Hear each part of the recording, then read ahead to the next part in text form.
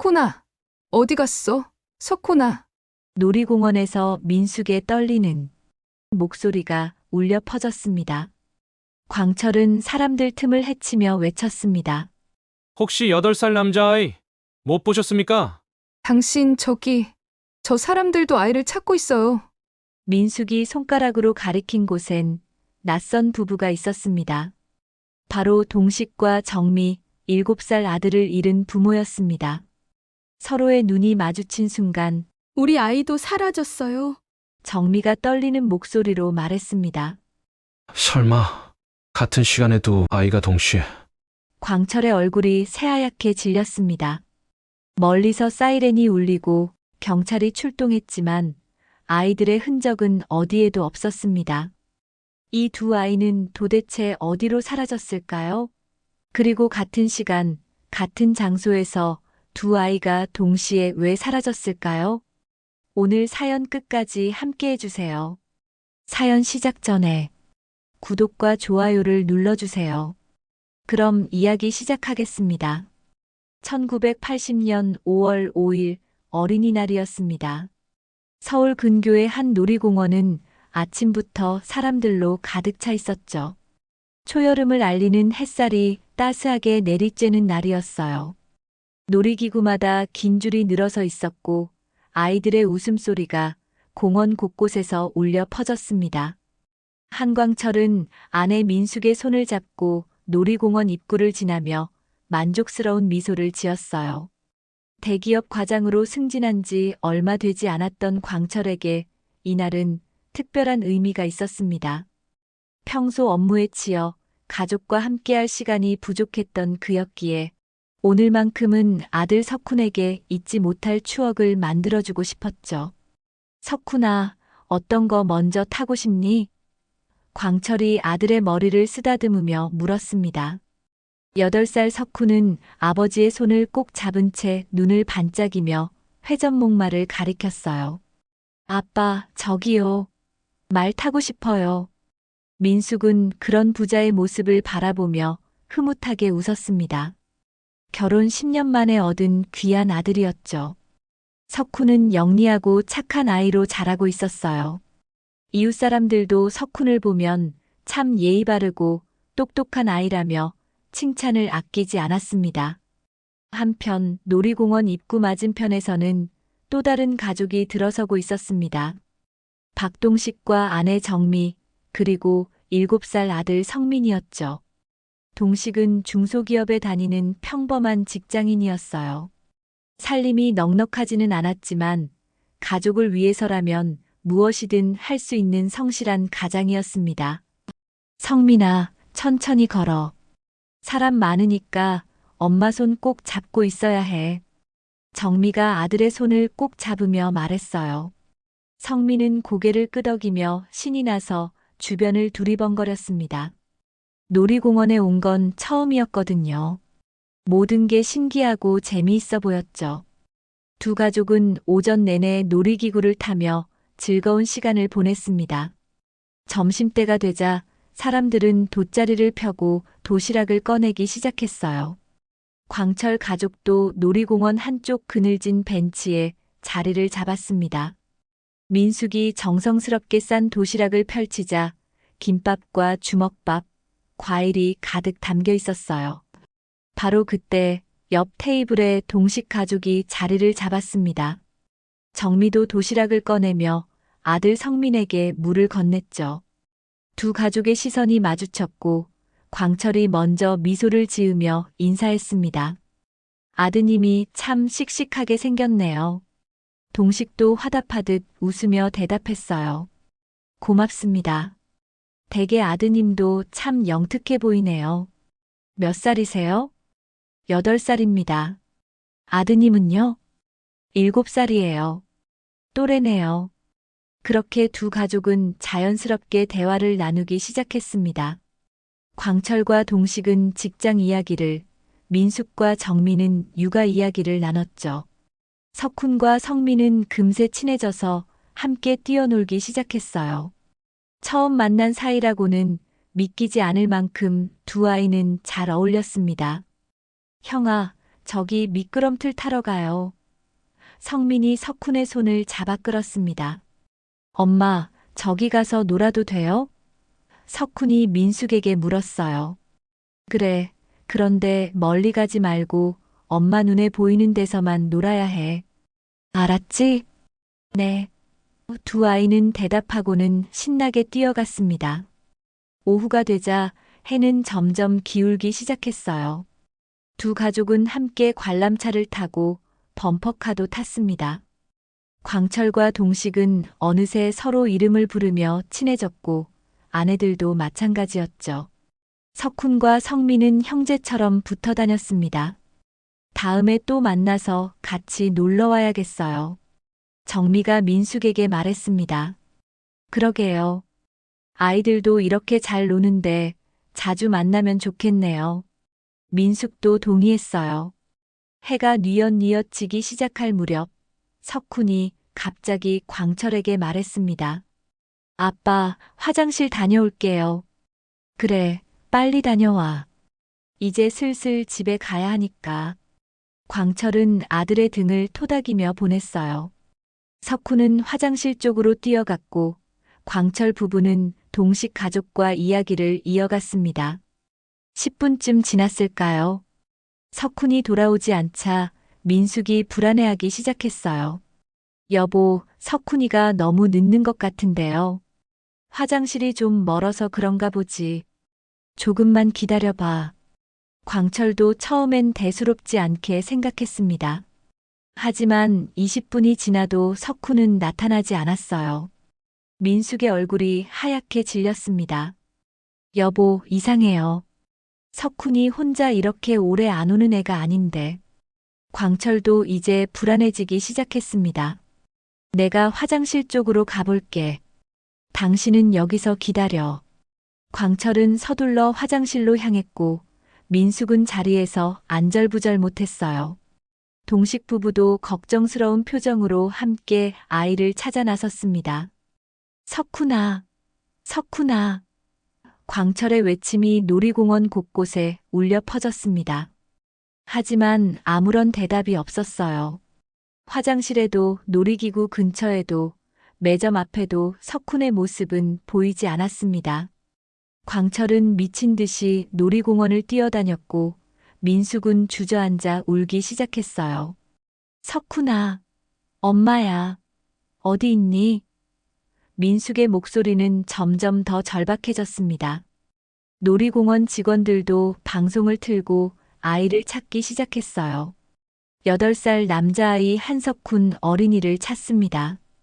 흰색 티셔츠에 파란색 반바지를 입고 있으며 해는 완전히 지고 어둠이 내렸습니다.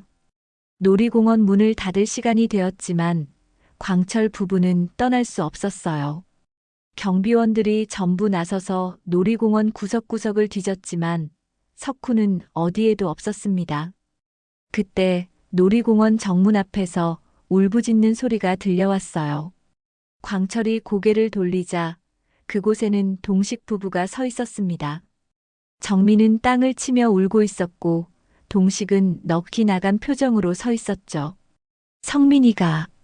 성민이가 안 보여요. 정미의 목소리는 떨리고 있었습니다. 광철과 민숙은 그 말을 듣고 얼어붙었어요. 같은 시간, 같은 장소에서 두 아이가 동시에 사라진 것입니다. 그날 밤 두 가족은 경찰서에서 실종 신고를 했습니다. 경찰들은 놀이공원 일대를 수색했지만 아무런 단서도 찾지 못했어요. CCTV도 제대로 설치되지 않았던 시절이었죠.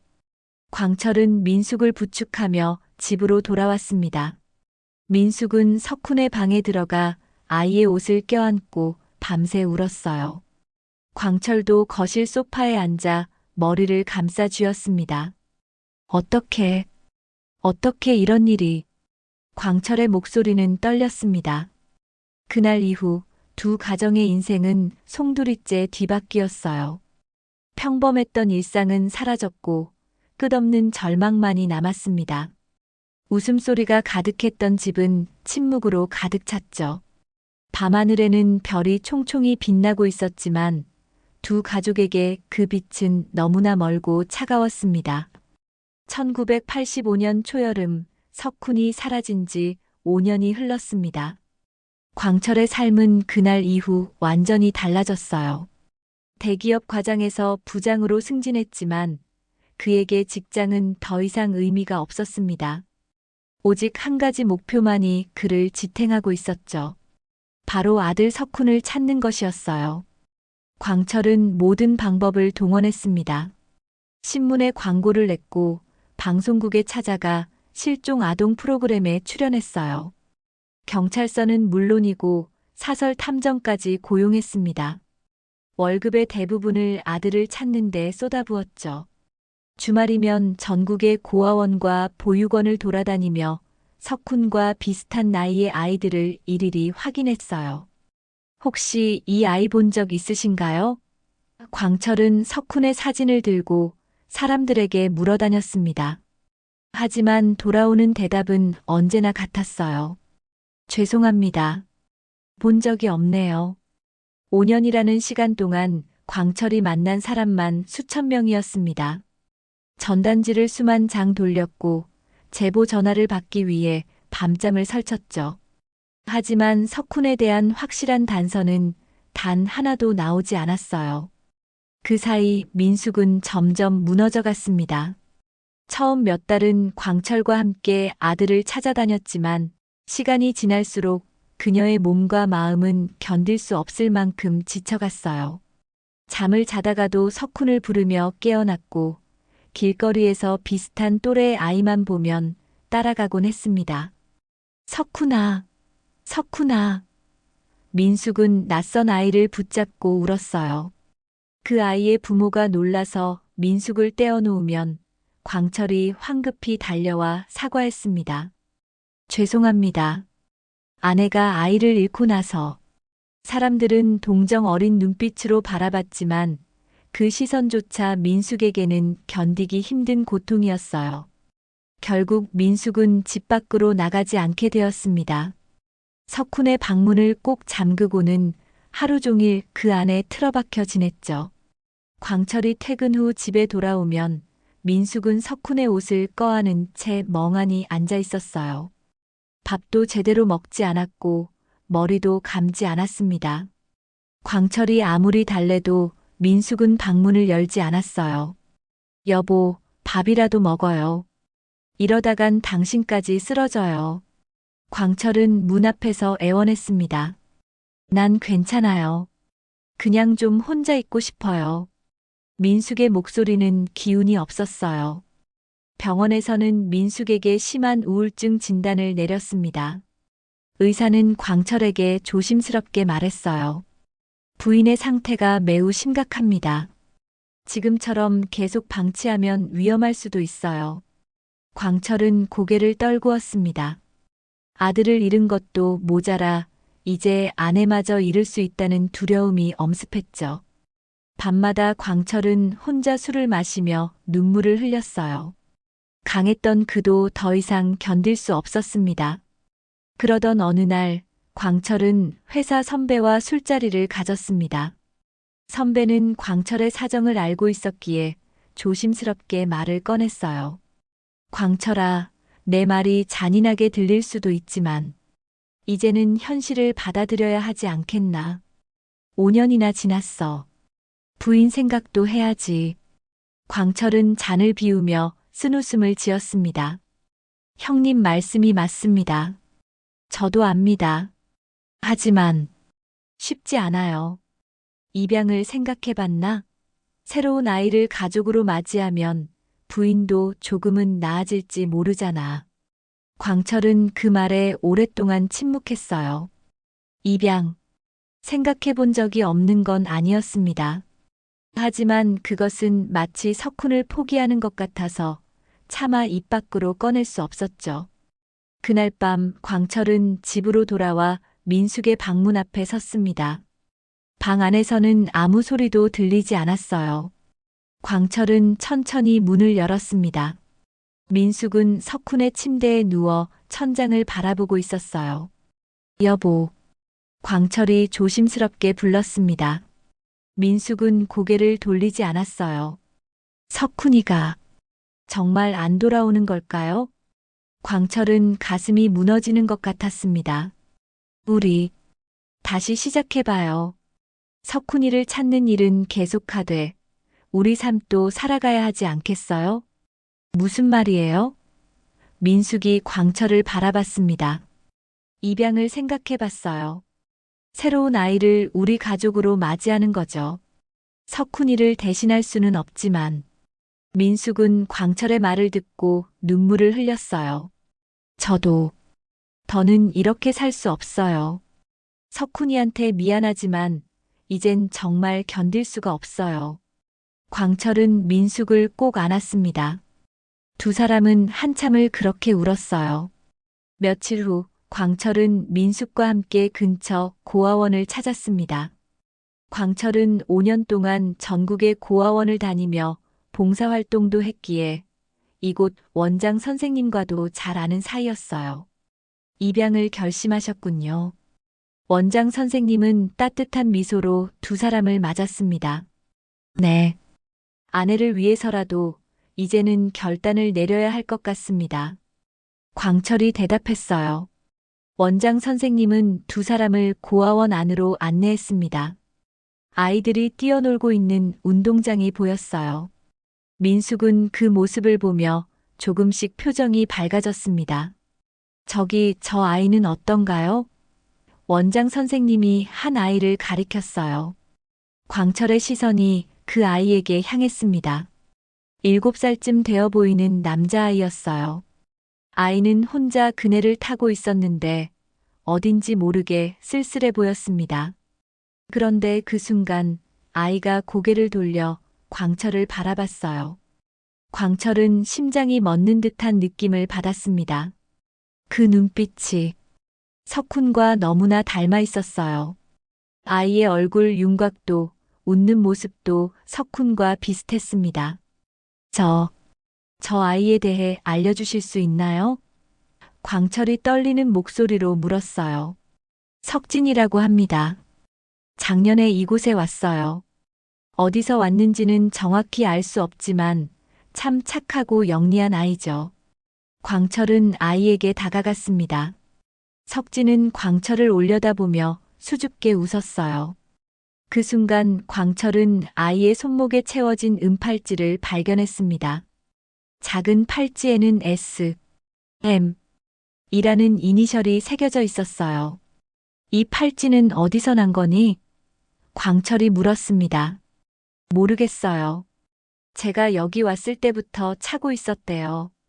석진이 대답했어요. 광철은 석진의 사진을 찍어 민숙에게 보여줬습니다. 민숙은 사진을 보는 순간 눈을 크게 뜨더니 오열하기 시작했어요. 우리 석훈이에요. 이 눈, 이 웃음.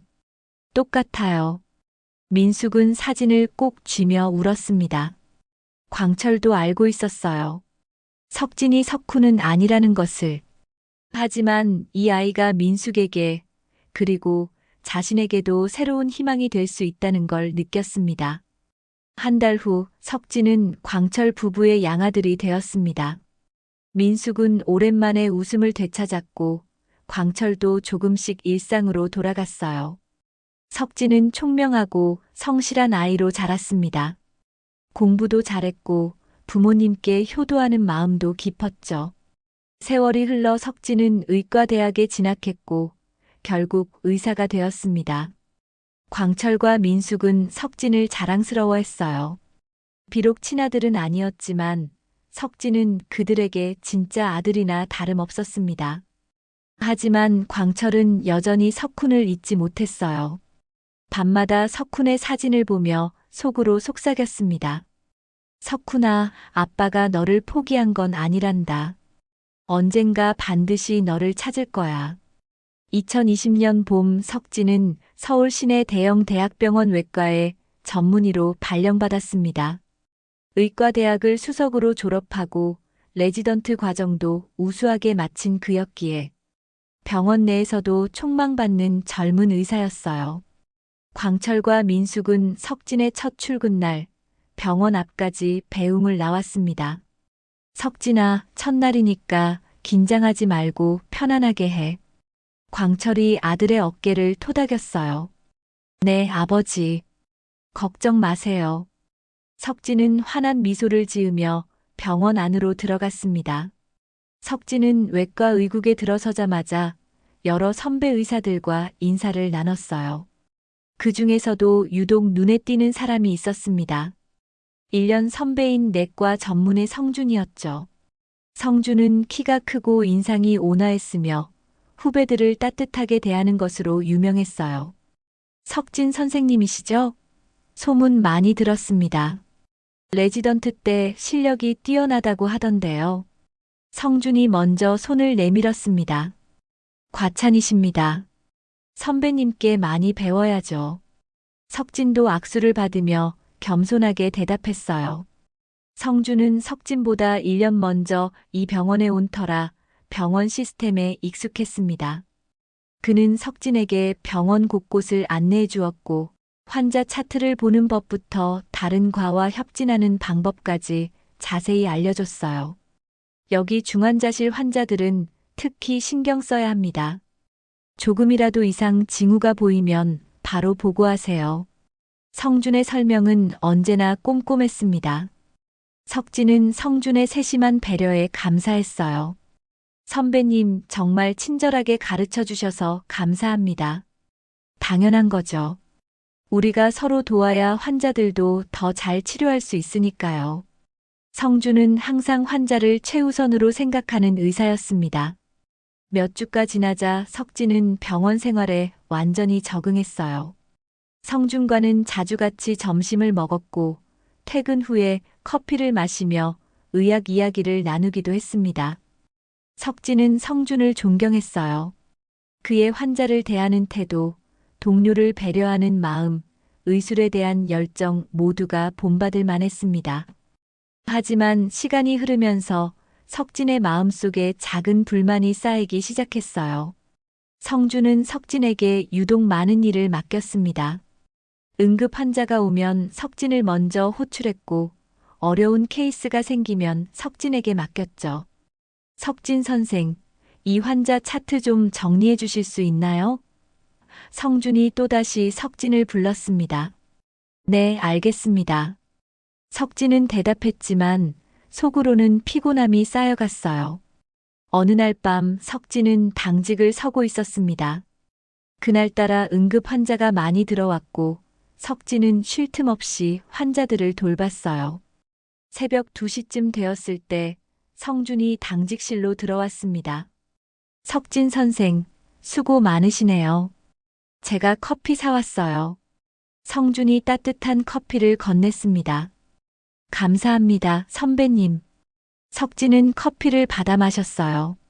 오늘 응급실 환자 처치 잘했던데요. 경험이 정말 중요하거든요. 힘들겠지만 이렇게 직접 해보는 게 실력을 키우는 지름길이에요. 성준이 말했습니다. 석진은 고개를 끄덕였지만 마음 한구석에서는 의문이 들었어요.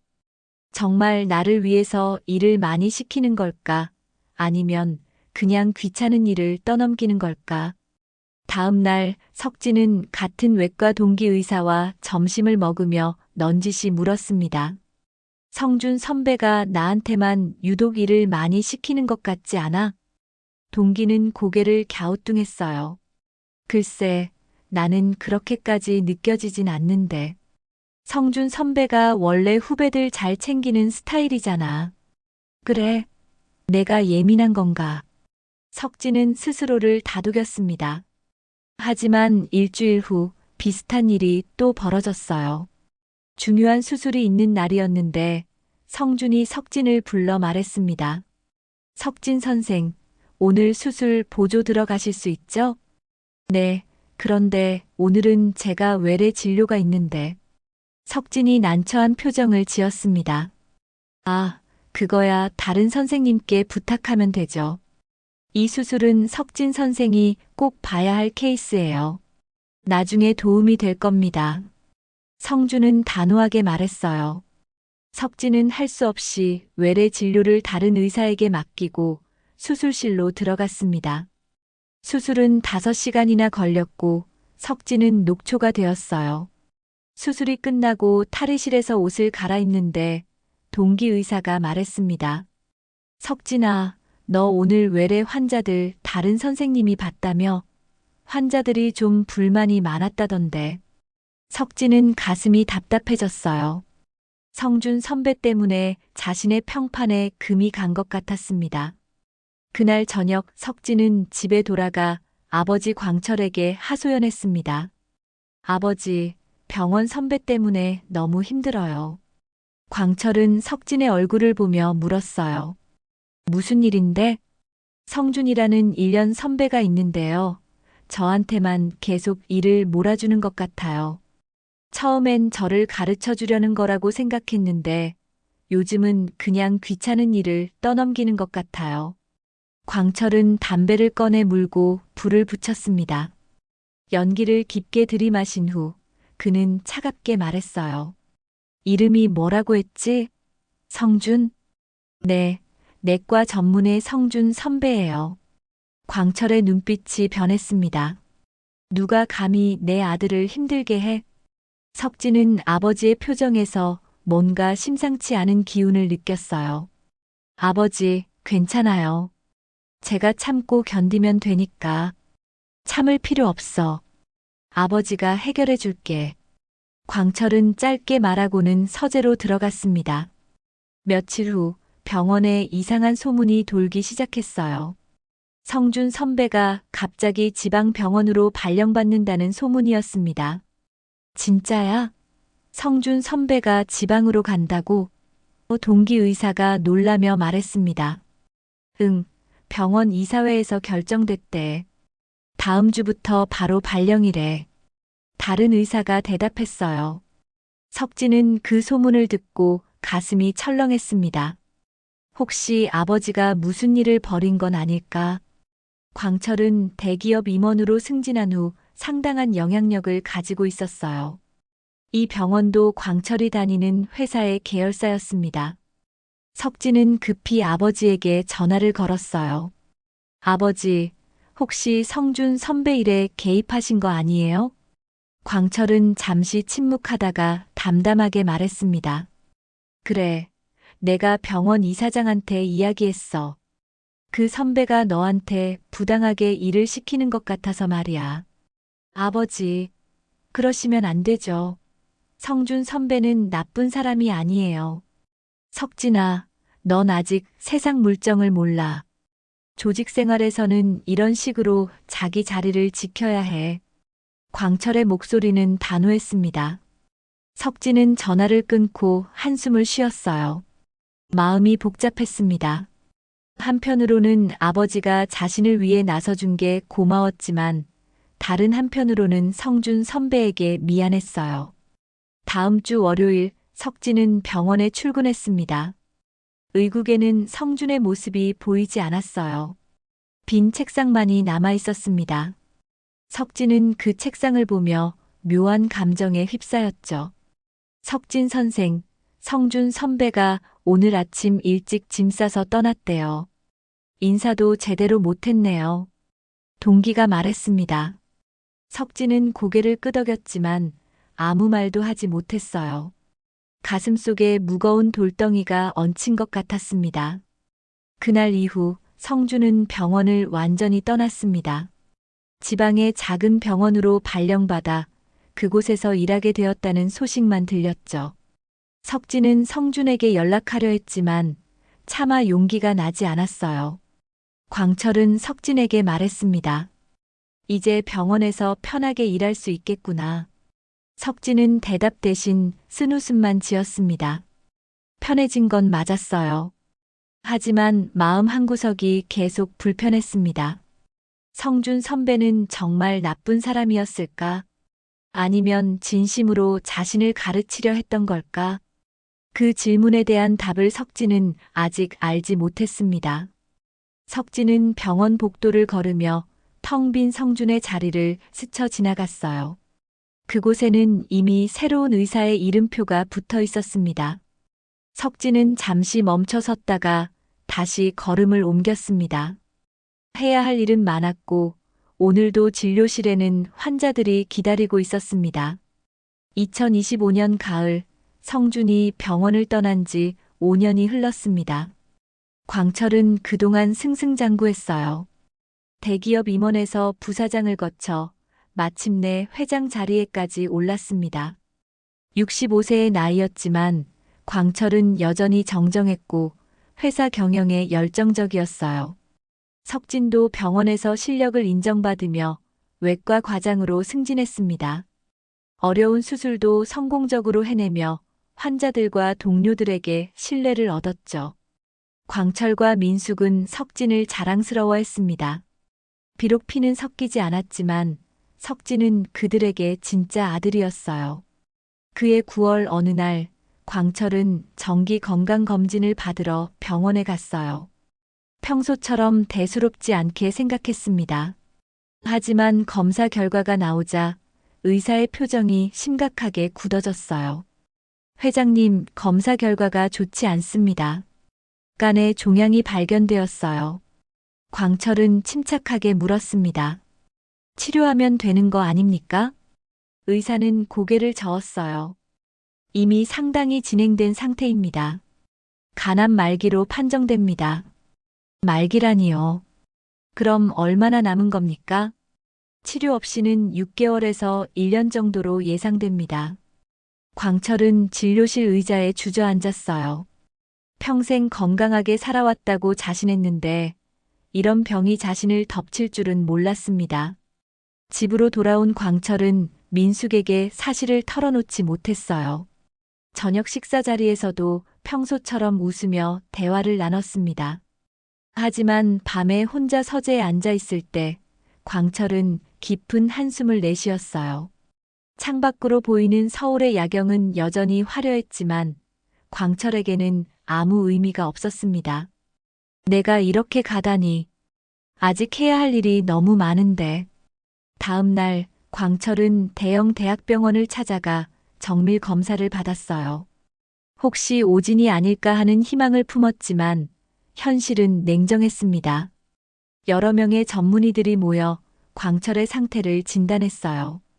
결과는 동일했습니다. 간암 말기, 전이도 시작되고 있었어요. 유일한 방법은 간 이식뿐입니다. 한 의사가 조심스럽게 말했어요. 광철의 눈에 희망이 비쳤습니다. 간 이식이요?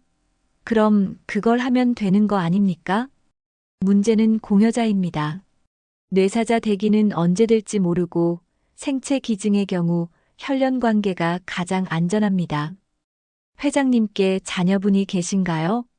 광철은 입술을 깨물었습니다. 아들이 있습니다만. 그럼 아드님께 검사를 받아보시는 게 좋겠습니다. 혈액형이 맞고 조직 적합성이 맞으면 이식이 가능합니다.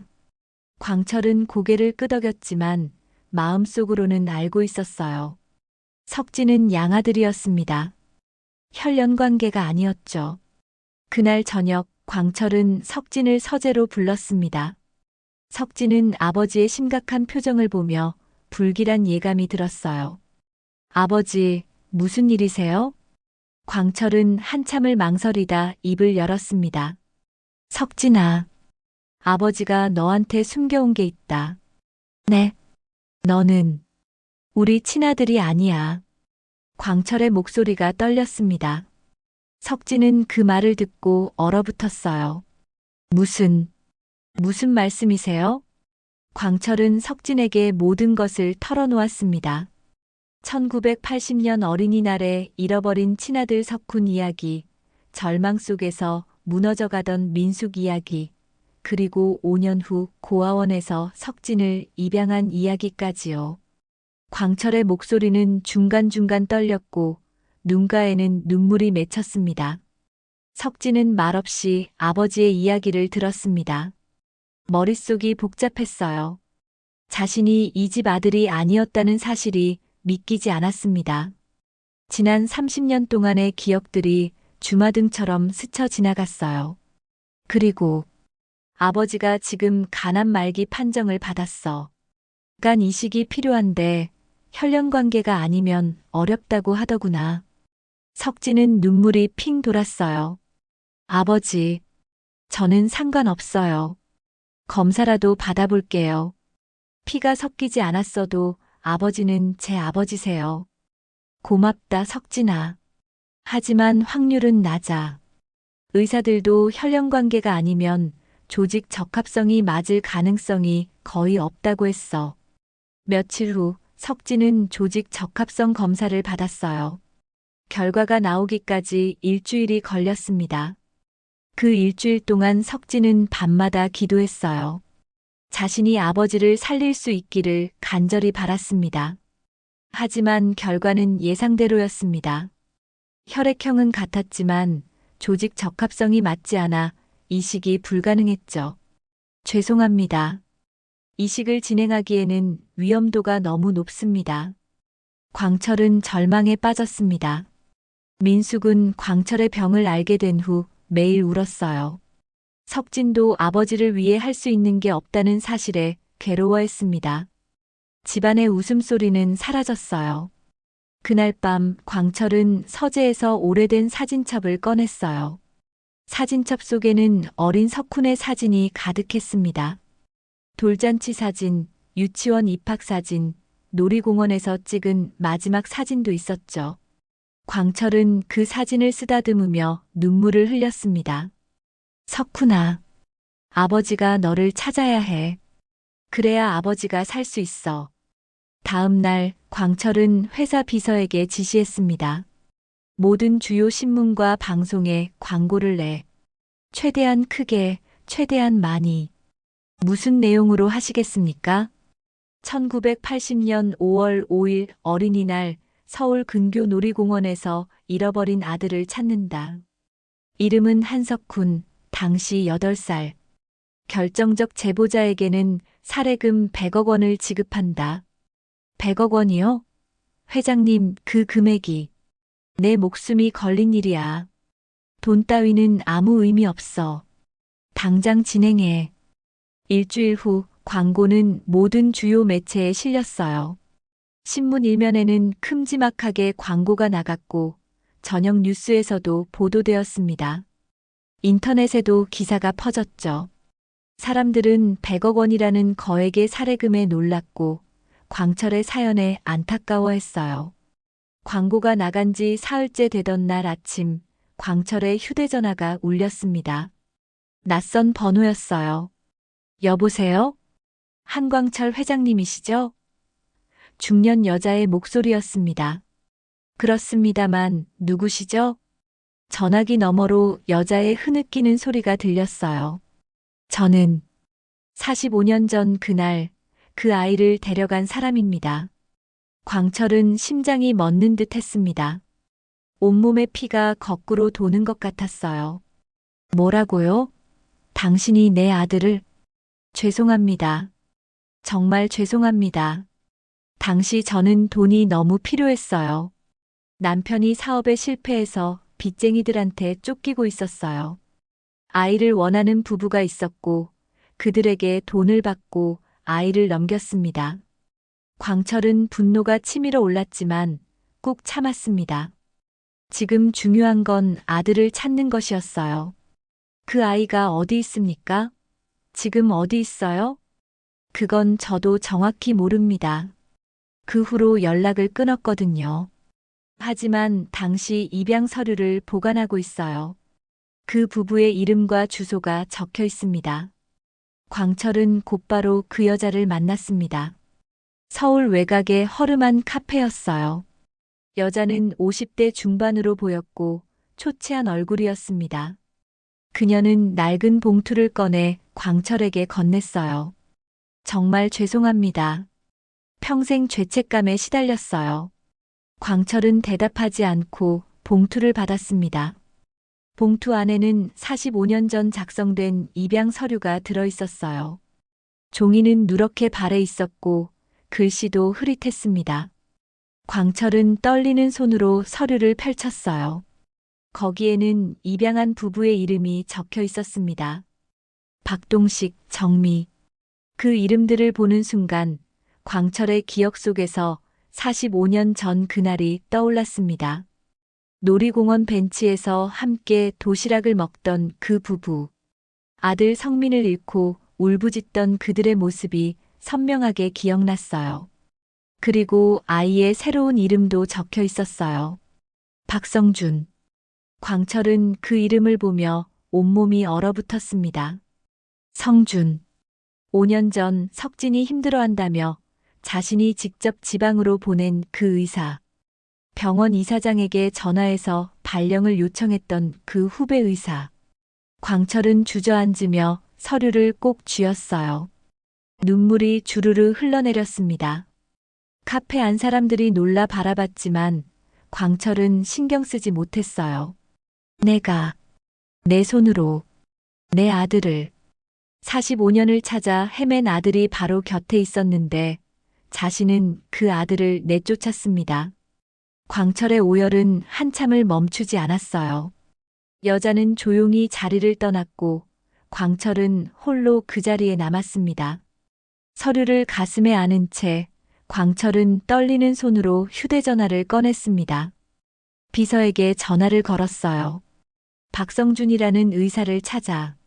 5년 전 우리 계열 병원에서 지방으로 발령 간 사람이야. 지금 어디 있는지, 무엇을 하고 있는지 전부 알아봐. 당장. 전화를 끊은 광철은 창밖을 바라봤습니다.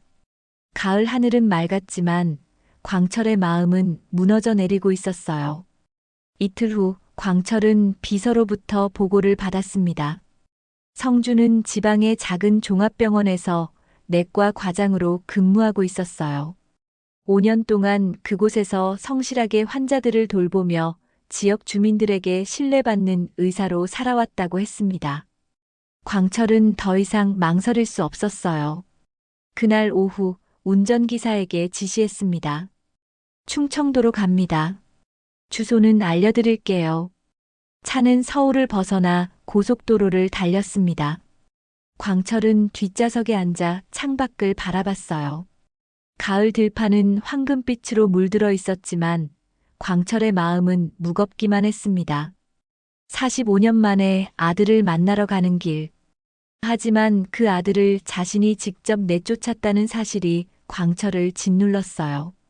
2시간을 달려 도착한 곳은 조용한 지방 도시였습니다. 병원은 시내 중심가에 있었어요. 크지 않지만 깨끗하고 단정한 건물이었습니다. 광철은 차에서 내려 병원 입구를 바라봤어요. 발걸음이 떨어지지 않았습니다. 한참을 망설이다 광철은 천천히 병원 안으로 들어갔습니다. 안내 데스크에서 물었어요. 박성준 과장님을 만나고 싶은데요. 예약하셨나요? 직원이 물었습니다. 아니요, 급한 일이 있어서요. 잠깐만 뵙고 싶습니다. 직원은 잠시 고민하다 전화를 걸었어요. 과장님, 면회 오신 분이 계신데요. 예약은 없으시지만 급하다고 하시는데. 얼마 후 복도 끝에서 흰 가운을 입은 남자가 걸어왔습니다. 성준이었어요.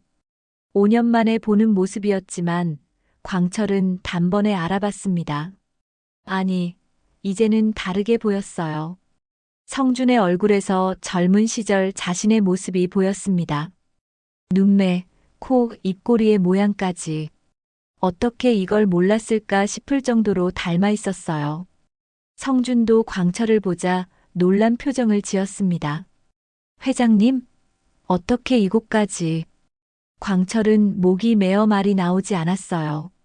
한참을 성준을 바라보다 겨우 입을 열었습니다. 잠깐 이야기 좀 할 수 있을까요? 성준은 고개를 끄덕이고 광철을 상담실로 안내했어요. 문을 닫자 둘만의 공간이 되었습니다. 광철은 소파에 앉으며 떨리는 손을 무릎 위에 올려놓았어요. 회장님, 무슨 일로 이렇게? 성준이 물었습니다. 광철은 가방에서 낡은 서류를 꺼냈어요. 45년 전에 입양 서류였습니다. 성준에게 건네며 말했어요. 이걸 한번 봐주시겠습니까? 성준은 서류를 받아 펼쳤습니다. 처음에는 무슨 서류인지 몰라 의아해했지만 읽어내려가면서 표정이 굳어졌어요. 자신의 이름이 적혀 있었고 입양 날짜와 장소가 명시되어 있었습니다. 이게 무슨... 성준의 목소리가 떨렸어요. 광철은 눈물을 참으며 말했습니다. 1980년 5월 5일 어린이날, 놀이공원에서 제 아들이 사라졌어요. 8살이었던 한석훈이라는 아이였습니다. 45년 동안 찾아 헤맸지만 찾을 수 없었죠. 성준은 서류를 든 채 광철을 바라봤습니다. 최근에 간암 말기 판정을 받았어요. 살려면 간 이식을 받아야 하는데 혈연 관계가 필요하다고 했습니다. 그래서 아들을 찾기 위해 광고를 냈고, 광철의 목소리는 점점 작아졌어요. 그날 아이를 유괴했던 사람이 연락을 해왔습니다. 입양 서류를 가지고 있다고 했어요. 성준은 숨이 막히는 것 같았습니다. 그래서 저를 찾아오신 겁니까? 광철은 고개를 끄덕였어요. 서류에 적힌 이름이 박성준이었습니다. 박동식, 정미 부부가 당신을 입양했다고 나와 있었어요. 그 부부는 그날 놀이공원에서 우리 가족과 함께 있던 사람들이었습니다. 성준은 의자에 주저앉았어요. 머릿속이 하얗게 변했습니다. 저는 부모님께 입양됐다는 얘기를 들은 적이 없습니다. 아마 말씀하시지 않으셨을 겁니다. 당신을 진짜 아들처럼 키우고 싶으셨겠죠. 광철이 말했어요. 성준은 한참을 침묵했습니다. 어릴 적 기억을 떠올려 봤어요. 부모님은 자신을 정말 사랑으로 키워주셨습니다. 가난했지만 따뜻한 집이었어요. 의과대학 등록금을 마련하기 위해 아버지 동식은 밤낮으로 일했고, 어머니 정미는 식당에서 설거지 아르바이트를 했습니다. 그런 부모님의 헌신 덕분에 성준은 의사가 될 수 있었어요. 제 부모님은 박동식, 정미 두 분입니다. 저를 키워주신 분들이 제 진짜 부모님이에요. 성준의 목소리는 단호했습니다. 광철은 그 말에 가슴이 찢어지는 것 같았어요. 알고 있습니다. 하지만 당신은 제 친아들입니다. 혈액 검사를 해보면 알 수 있어요. 성준은 고개를 저었습니다. 혈액 검사가 필요 없습니다. 설령 그게 사실이라 해도 저는 박동식, 정미의 아들로 살아왔고 앞으로도 그럴 겁니다. 하지만 광철이 말을 잇지 못했어요. 회장님, 솔직히 말씀드리겠습니다.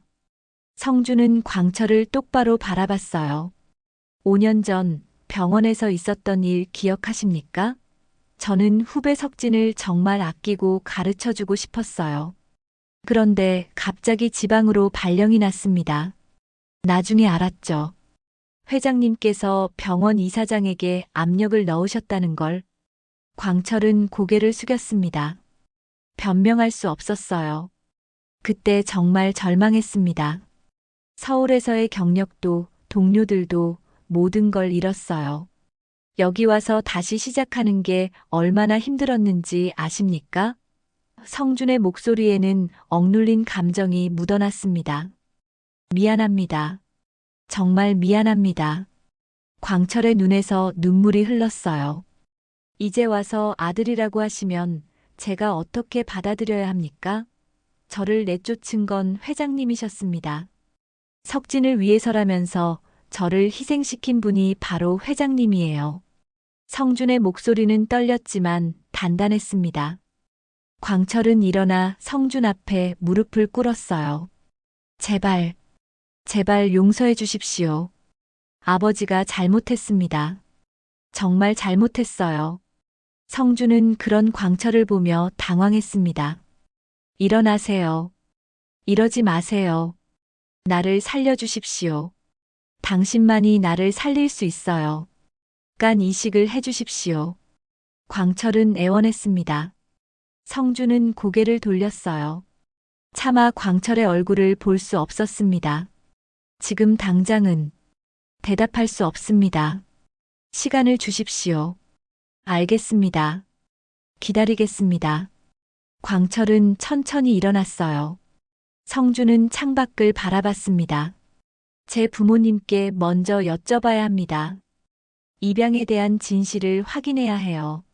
광철은 고개를 끄덕이고 상담실을 나섰어요. 복도를 걸으며 광철은 비틀거렸습니다. 45년 만에 아들을 찾았지만 아들은 자신을 받아들이지 않았어요. 당연한 일이었습니다. 자신이 저지른 일을 생각하면 용서받을 자격이 없었죠. 병원을 나서며 광철은 하늘을 올려다봤습니다. 석훈아, 아버지가 너무 늦게 찾아가서 미안하다. 그날 밤 성주는 부모님이 계신 고향집으로 향했습니다.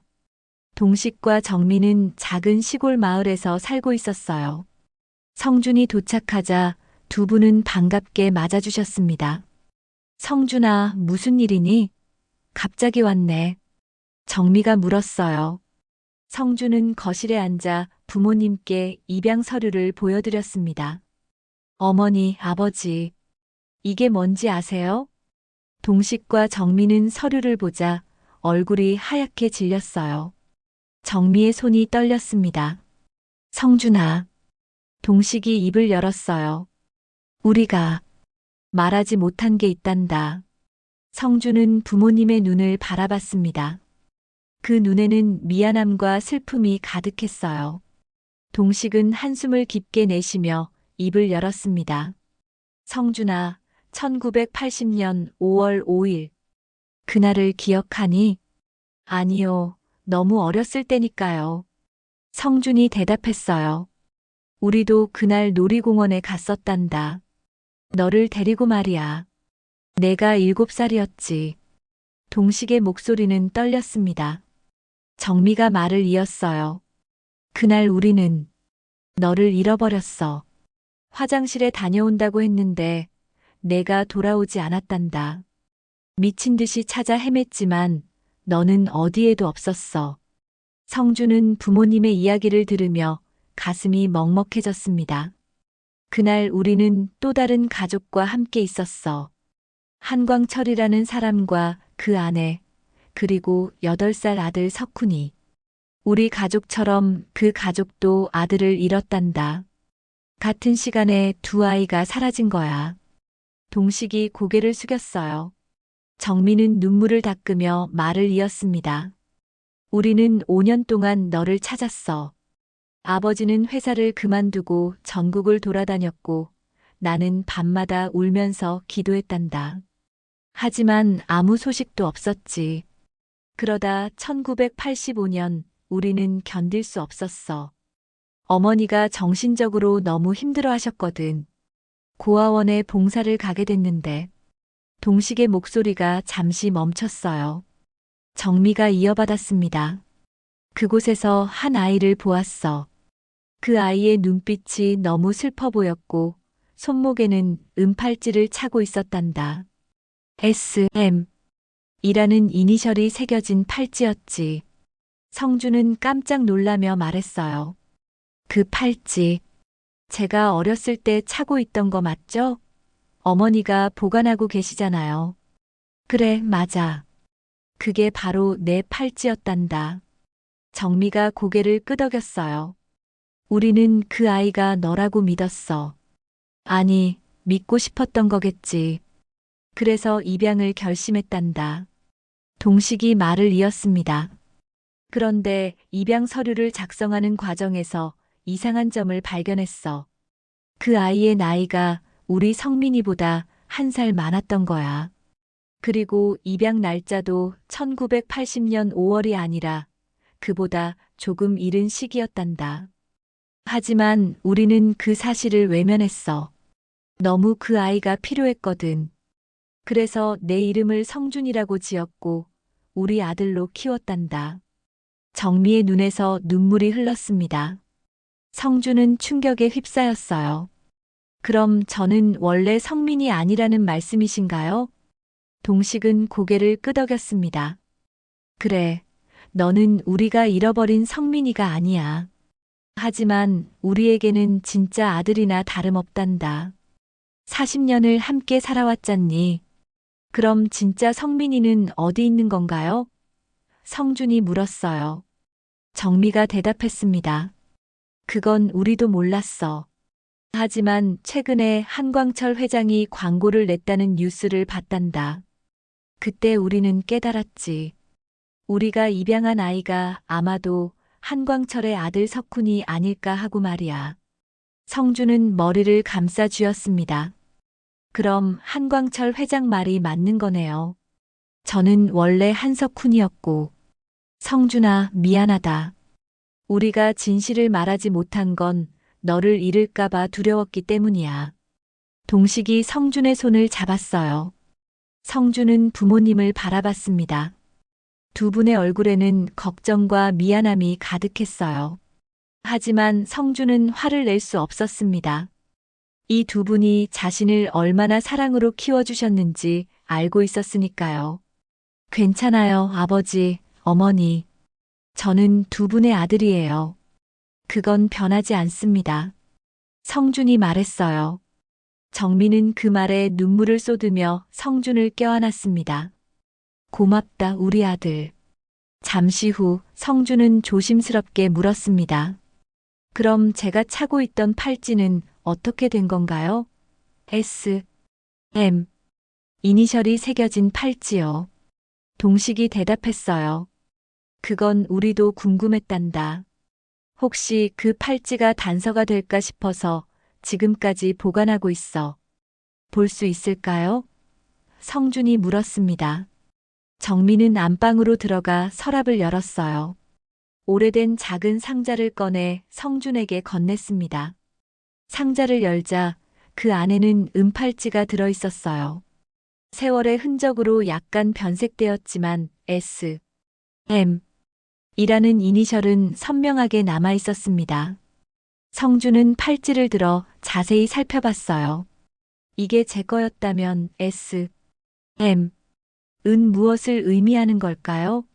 한석훈이라면 S, H 여야 하는데. 동식이 갑자기 무언가 떠올랐다는 표정을 지었습니다. 잠깐, 그날 한광철 부부가 잃어버린 아들 이름이 석훈이었지? 그리고 우리가 잃어버린 아들은 성민이었고. 성민, S, M. 성준이 중얼거렸어요. 세 사람은 서로를 바라봤습니다. 그 순간 모두의 머릿속에 같은 생각이 스쳐 지나갔어요. 혹시 정미가 떨리는 목소리로 말했습니다. 한광철이 입양한 아이가 우리 성민이일지도 모른다는 말씀이신가요? 성준이 물었어요. 동식은 고개를 끄덕였습니다. 가능성이 있어. 그날 두 아이가 동시에 사라졌고 둘 다 유괴된 거라면 어쩌면 두 아이가 뒤바뀐 걸지도 몰라. 성준은 급히 휴대전화를 꺼냈어요. 인터넷을 검색해 한광철에 대한 기사를 찾았습니다. 그리고 한광철의 아들에 대한 정보도 찾았어요. 한석진 외과 과장. 성준은 석진의 사진을 확대해서 봤습니다. 이 사람, 병원에서 제 후배였던 석진입니다. 성준이 말했어요. 정민은 사진을 보자마자 손으로 입을 막았습니다. 저 아이, 저 눈매. 동식 씨, 저것 좀 봐요. 동식도 사진을 자세히 들여다봤어요. 석진의 얼굴에서 어린 시절 성민의 모습이 보였습니다. 눈매와 코, 인매가 동식과 정미를 닮아 있었어요. 맙소사. 동식은 중얼거렸습니다. 성준은 부모님의 반응을 보며 확신했어요. 확인해 봐야겠습니다. 한광철 회장님께 연락해서 만나야 할 것 같아요. 그래, 진실을 알아야지. 동식이 고개를 끄덕였습니다. 다음 날 아침 성준은 광철에게 전화를 걸었어요. 회장님 만나야 할 것 같습니다. 중요한 이야기가 있어요. 광철은 즉시 대답했습니다.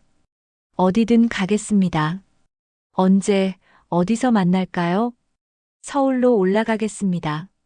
그리고 석진 과장님도 함께 자리를 만들어 주실 수 있나요? 광철은 잠시 침묵하다 물었어요. 석진이를요?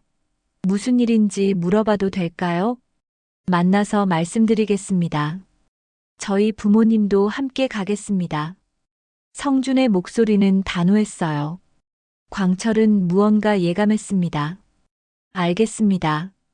내일 오후 2시에 제 사무실로 오시죠. 석진에게도 연락하겠습니다.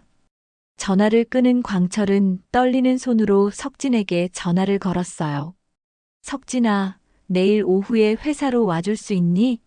중요한 사람들을 만나야 해. 무슨 일이세요, 아버지? 만나면 알게 될 거야. 내 인생이 바뀔 수도 있는 일이란다. 석진은 아버지의 진지한 목소리에 불안함을 느꼈습니다. 알겠습니다. 가겠습니다. 그날 밤, 네 사람은 각자의 집에서 잠을 이루지 못했어요. 광철은 진실이 밝혀질까 두려웠고, 성준은 앞으로 펼쳐질 일들이 걱정되었습니다. 동식과 정민은 45년 만에 진짜 아들을 만날 수 있을지 기대와 두려움이 교차했어요. 서울의 밤하늘에는 별이 총총히 빛나고 있었습니다. 내일이면 모든 진실이 드러날 것입니다. 2025년 11월 중순, 늦가을의 서울은 단풍으로 붉게 물들어 있었습니다. 광철의 회사 앞 가로수 길에는 낙엽이 소복이 쌓여 있었어요. 오후 2시 약속된 시간이었습니다. 광철은 회장실에서 창밖을 바라보고 있었어요. 손에는 식은 땀이 맺혀 있었고 심장은 빠르게 뛰고 있었습니다. 비서가 노크를 하고 들어왔어요. 회장님, 손님들이 도착하셨습니다. 알았네. 안내해주게. 잠시 후 회의실 문이 열리고 성준이 들어왔습니다. 그 뒤를 동식과 정미가 따랐어요. 광철은 동식 부부를 보는 순간 45년 전 그날이 떠올랐습니다. 놀이공원 벤치에서 함께 도시락을 먹던 그날. 저녁 무렵 아이를 잃고 함께 울부짖던 그날. 오랜만입니다, 광철 씨. 동식이 먼저 인사했습니다. 동식 씨, 정말 오랜만이네요. 광철의 목소리가 떨렸어요.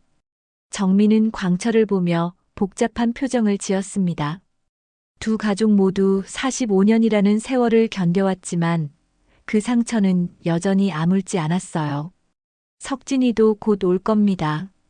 조금만 기다려 주시죠. 광철이 말했어요. 10분쯤 지났을까요? 회의실 문이 다시 열리고 석진이 들어왔습니다.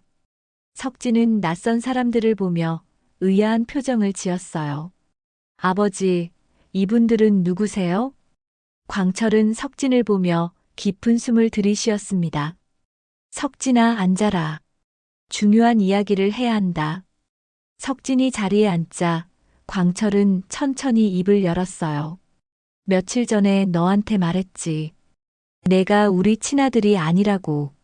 네, 기억합니다. 석진의 목소리는 차분했지만 눈빛에는 불안이 서려 있었어요. 그리고 내가 친아들을 찾았다고도 했어. 바로 이 사람, 성준이가 내 친아들 석훈이야. 광철이 성준을 가리켰습니다. 석진은 성준을 바라봤어요. 5년 전 병원에서 함께 일했던 선배였습니다. 갑자기 지방으로 발령받았던 그 선배. 석진은 그때의 일이 떠올라 고개를 숙였어요. 그런데 오늘 이 자리를 마련한 건 또 다른 진실을 밝히기 위해서란다. 광철이 동식 부부를 바라봤습니다. 동식이 말을 이었어요. 석진 씨, 우리는 45년 전 놀이공원에서 아들을 잃어버렸습니다. 7살이었던 박성민이라는 아이였죠. 석진은 고개를 갸우뚱했어요. 그게 저와 무슨 상관이? 정미가 가방에서 작은 상자를 꺼냈습니다. 상자를 열자 은팔찌가 나왔어요. 혹시 이 팔찌를 본 적이 있나요? 석진은 팔찌를 보며 눈을 크게 떴습니다. 이건 제가 어렸을 때 차고 있던 팔찌예요. 고아원에 있을 때부터 차고 있었는데 아버지께서 보관하고 계세요. 광철은 황급히 비서에게 전화를 걸었어요. 집에 가서 내 서재 서랍에 있는 은팔찌를 가져와. 당장. 30분 후 비서가 또 다른 은팔찌를 들고 왔습니다. 광철은 그것을 받아 테이블 위에 놓았어요. 두 개의 은팔찌가 나란히 놓였습니다. 크기도 같았고 디자인도 똑같았어요. 하지만 새겨진 이니셜이 달랐습니다. 하나는 S, M, 다른 하나는 SH였어요. 석진의 목소리가 떨렸습니다. 성준이 말했어요. 제가 차고 있던 팔찌는 S, M, 입니다. 박성민의 이니셜이죠. 그리고 석진 과장님이 차고 있던 건 S, H, 한석훈의 이니셜입니다. 회의실에 침묵이 흘렀어요. 모두가 그 의미를 이해하고 있었습니다. 정미가 떨리는 목소리로 말했습니다.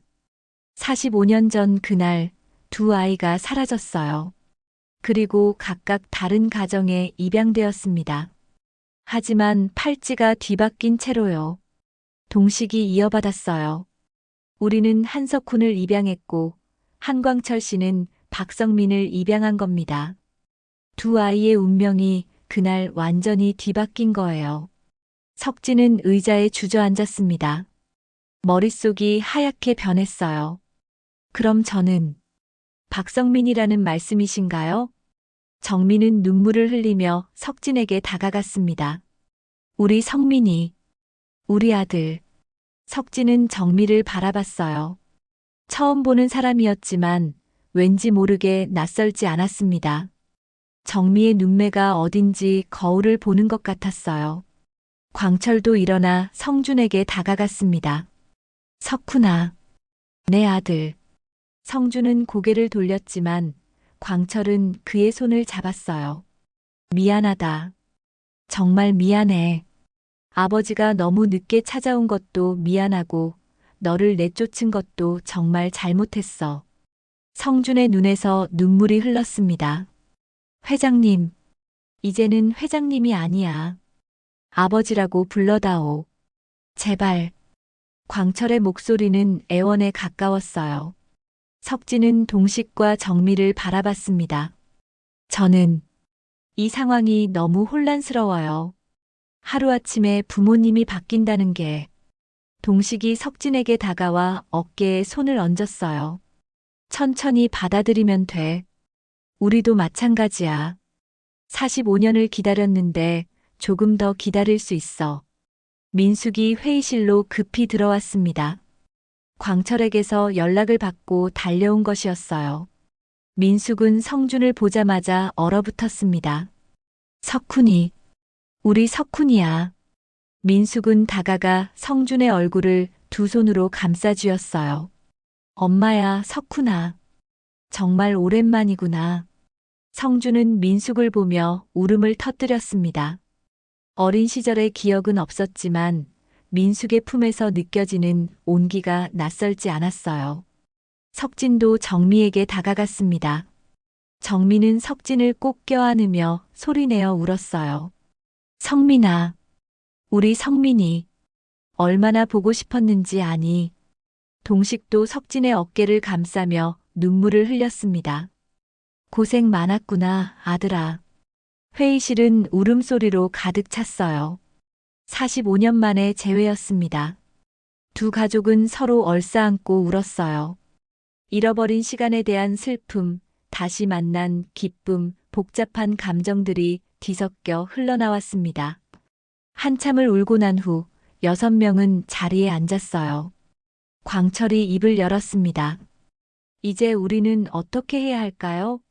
성준이 말했어요. 저는 박동식, 정미 두 분을 부모님으로 모시며 살아왔습니다. 그 마음은 변하지 않아요.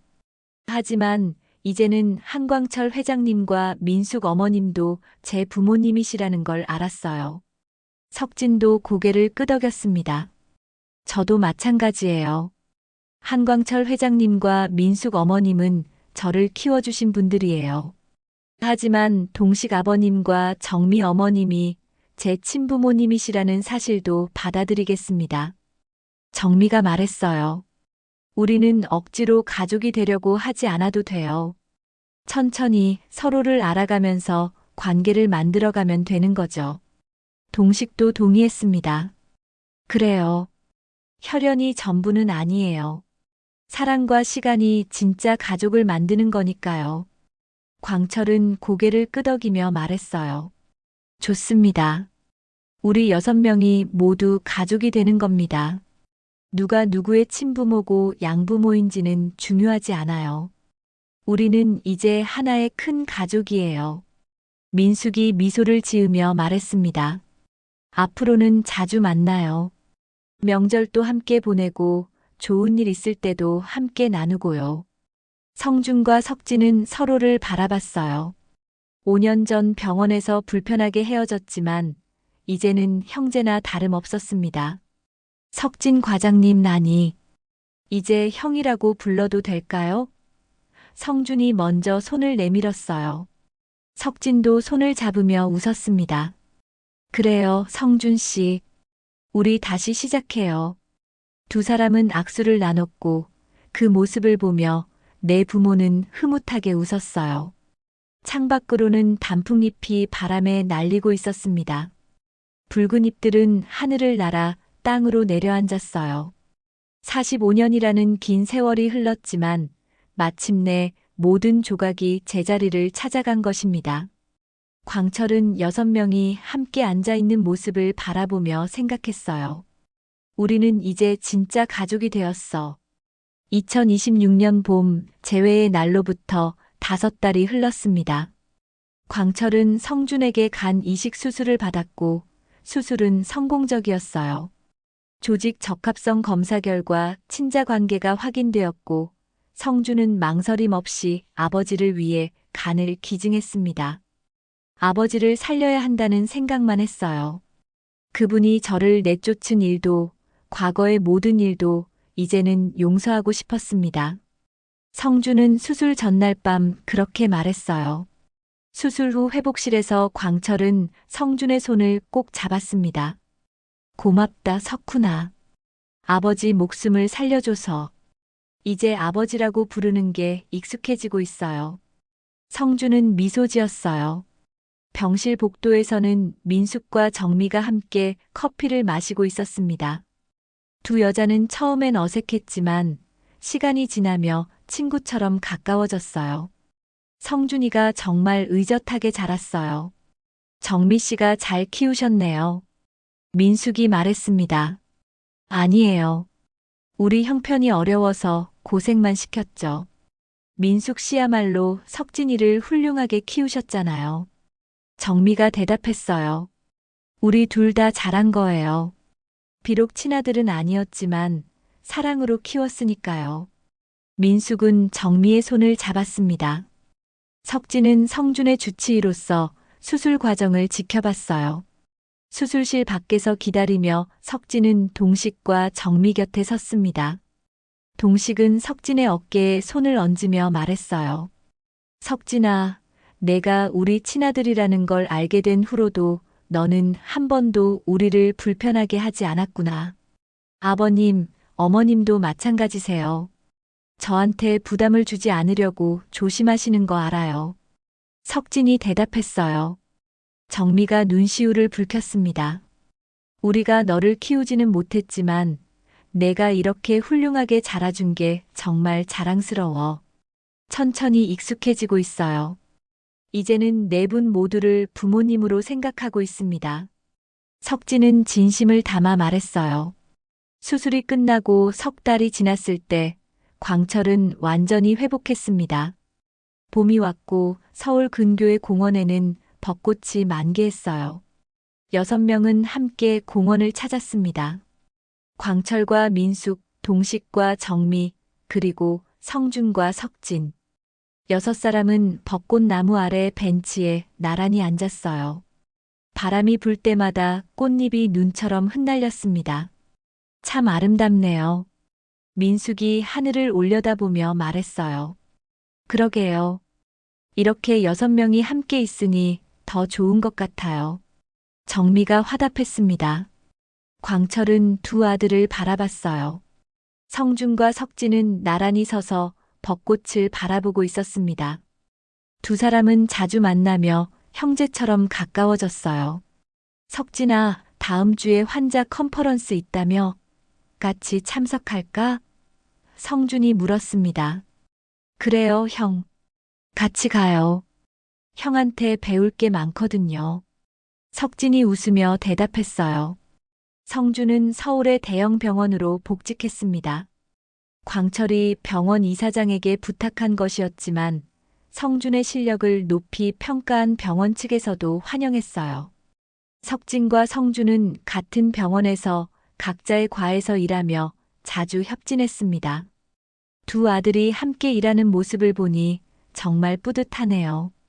광철이 동식에게 말했어요. 그러게 말입니다. 우리가 잃어버렸던 45년이 아깝긴 하지만 이렇게 다시 만났으니 감사할 따름이죠. 동식이 고개를 끄덕였습니다. 정미가 가방에서 사진기를 꺼냈어요. 우리 다 같이 사진 한 장 찍어요. 기념으로요. 6명은 벚꽃 나무 아래 모였습니다. 지나가던 사람에게 부탁해 단체 사진을 찍었어요. 광철과 민숙이 가운데 서고 왼쪽에는 성준과 동식, 오른쪽에는 석진과 정미가 섰습니다. 모두의 얼굴에는 환한 미소가 피어올랐어요. 하나, 둘, 셋. 카메라 셔터가 눌렸습니다. 그날 저녁 6명은 광철의 집에서 저녁 식사를 함께 했어요. 민숙과 정미가 함께 음식을 준비했고 식탁에는 정성스러운 요리들이 가득 차려졌습니다. 자, 다들 잔을 들어요. 우리 가족을 위해 건배. 광철이 와인잔을 들었어요. 건배. 모두가 잔을 부딪혔습니다. 식사를 하며 광철은 지난 45년을 돌아봤어요. 아들을 잃은 그날의 절망 찾아 헤매던 긴 세월, 그리고 다시 만난 기적 같은 순간들. 모든 것이 주마등처럼 스쳐 지나갔습니다. 생각해보면 참 기구한 운명이에요. 두 아이가 뒤바뀌어 자라났지만 결국 다시 만나게 됐으니까요. 민숙이 말했어요. 동식이 고개를 끄덕였습니다. 운명이라는 게 참 묘하죠. 45년이라는 세월이 돌고 돌아 결국 제자리를 찾아온 거니까요. 성준이 석진을 바라보며 말했어요. 우리가 병원에서 처음 만났을 때만 해도 이런 인연이 있을 줄은 꿈에도 몰랐어요. 저도요. 5년 전에는 형을 오해하기도 했죠. 이제는 제 진짜 형이 되었는데 말이에요. 석진이 웃으며 대답했습니다. 정미가 두 아들을 번갈아 바라봤어요. 너희 둘은 피는 안 섞였지만 마음으로는 진짜 형제구나. 맞아요, 어머니. 우리는 이제 진짜 가족이에요. 성준이 말했습니다. 식사를 마친 후 6명은 거실 소파에 둘러앉았어요. 광철은 오래된 사진첩을 꺼내왔습니다. 45년 전 놀이공원에서 찍은 사진들이었어요. 이게 그날 찍은 마지막 사진이야. 광철이 한 장의 사진을 가리켰어요. 사진 속에는 어린 석훈이 회전목마 위에서 웃고 있었습니다. 그 옆으로는 어린 성민이 손을 흔들고 있었어요. 두 아이의 순수한 미소가 사진 속에 영원히 담겨 있었습니다. 정말 어렸네요. 성준이 사진을 들여다보며 말했어요. 우리도 참 젊었구나. 민숙이 옛날 자신의 모습을 보며 웃었습니다. 광철은 사진을 쓰다듬으며 말했어요. 45년 전 그날 우리는 모든 걸 잃었다고 생각했어요. 하지만 시간이 흘러 깨달았죠. 잃은 게 아니라 돌아오는 길이 조금 멀었을 뿐이라는 걸요. 동식이 고개를 끄덕였습니다. 그래요. 우리 아이들은 다른 길을 걸었지만 결국 다시 집으로 돌아왔어요. 석진이 창밖을 바라보며 말했어요. 이제는 과거를 돌아보기보다 앞으로의 시간을 함께 만들어 가야죠. 맞아. 우리한테는 앞으로의 시간이 더 중요해. 성준도 동의했습니다. 밤이 깊어가자 동식과 정미, 성준은 집으로 돌아갈 준비를 했어요. 현관에서 작별 인사를 나눴습니다. 다음 주 일요일에 우리 집으로 오세요. 제가 요리 솜씨를 보여드릴게요. 정미가 말했어요. 그래요. 우리가 갈게요. 민숙이 웃으며 대답했습니다. 성준과 석진은 악수를 나눴어요. 형, 병원에서 봐요. 그래, 내일 보자. 모두가 떠나고 광철과 민숙, 석진만 남았습니다. 석진은 부모님 방으로 가서 이불을 덮어드렸어요. 아버지, 어머니, 푹 쉬세요. 고맙다, 석진아. 광철이 아들의 손을 잡았습니다. 석진이 자기 방으로 돌아가자 광철은 창밖을 바라봤어요. 서울의 야경이 반짝이고 있었습니다. 별들도 하늘에 떠 있었어요. 여보, 우리 정말 행복하네요. 민숙이 광철의 어깨에 기댔습니다. 그래요. 45년을 기다린 보람이 있어요. 광철은 민숙의 손을 꼭 잡았어요. 다음 날 아침 성준과 석진은 병원 복도에서 마주쳤습니다. 두 사람은 나란히 걸으며 환자들을 향해 갔어요. 흰 가운을 입은 두 의사의 뒷모습은 든든해 보였습니다. 병원 정원에서 광철은 내 부모와 함께 앉아 있었어요. 벤치에 앉아 따뜻한 봄 햇살을 받으며 이야기를 나눴습니다. 두 아들이 함께 일하는 모습을 보니 정말 뿌듯해요. 광철이 웃으며 말했어요. 그러게요. 우리가 이렇게 다 같이 모일 수 있다는 게 기적 같아요. 정미가 대답했습니다. 광철은 병원 건물을 바라보며 생각했어요.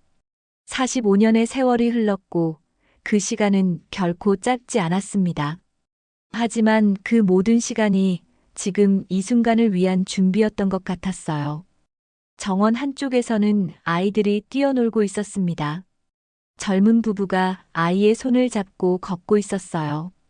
광철은 그 모습을 보며 45년 전 자신의 모습을 떠올렸습니다. 인생은 참 길어요. 하지만 가족과 함께라면 그 길이 외롭지 않죠. 동식이 말했어요. 맞아요. 우리는 이제 큰 가족이 되었어요. 민숙이 미소 지었습니다. 햇살은 따뜻했고 바람은 부드러웠습니다. 6명의 가족은 서로를 바라보며 미소 지었어요. 과거의 아픔은 이제 치유되었고 앞으로의 시간은 희망으로 가득했습니다. 병원 복도를 걸어가던 성준과 석진은 창밖으로 부모님들을 봤어요. 두 사람은 잠시 멈춰서서 그 모습을 바라봤습니다. 우리 정말 행운아예요, 형. 석진이 말했어요. 그래. 우리는 네 분의 사랑을 모두 받고 있으니까. 성준이 대답했습니다. 두 사람은 다시 걸음을 옮겼어요. 환자들이 기다리고 있었고 해야 할 일이 많았습니다. 하지만 이제 그들의 마음은 가벼웠어요. 잃어버린 가족을 되찾았고 상처는 치유되었으니까요. 저 멀리 놀이공원이 보이는 언덕에서 바람이 불어왔습니다. 그 바람은 45년 전 그날의 기억을 실어 나르는 것 같았어요. 이제 그 기억은 아픔이 아니라 기적의 이야기로 남게 되었습니다. 오늘 이야기 어떠셨나요? 이야기에 대한 의견을 댓글로 남겨주세요. 또 이 영상을 어디에서 보고 계시고 무엇을 하며 들으시는지 적어주시면 제가 마음 담아 인사드릴게요. 앞으로도 다양한 이야기를 시청하시려면 무료로 할 수 있는 구독과 좋아요를 눌러주세요. 알림까지 설정해 놓으시면 다음 영상을 바로 시청하실 수 있습니다. 오늘도 함께 해주신 시간 감사드립니다. 행복한 하루 되세요.